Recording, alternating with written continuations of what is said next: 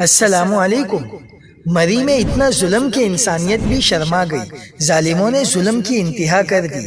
مقامی مفاد پرستوں کے خلاف بڑی کارروائی شروع، مقدمہ درج، ہوشربا داستانیں سامنے آ گئی۔ کیا آپ حالات حاضرہ سے آگاہی حاصل کرنا چاہتے ہیں؟ خبر کے پیچھے چھپے اصل حقائق جاننا چاہتے ہیں تو ابھی سبسکرائب کیجئے جلمل پاکستان کو اور ساتھ ہی گھنٹی کے نشان پر کلک کر دیں۔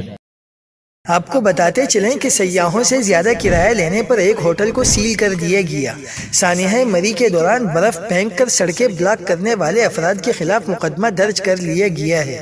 سیاحوں کے لیے خود ساختہ مشکلات پیدا کرنے والے مقامی مفاد پرستوں کے خلاف کارروائی کا آغاز ہو گیا ہے۔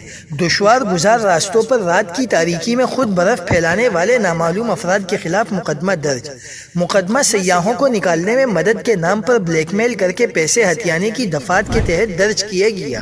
نامعلوم ملزمان بھوربن روڈ پر برف پھینک کر پھسلن پیدا کرتے تھے، پھر پھنس جانے والی گاڑی کو جیپ سے نکالتے تھے۔ یہ ملزمان برف اور پھسلن میں پھنس جانے والے سیاحوں سے 4 سے 5 ہزار وصول کرتے تھے۔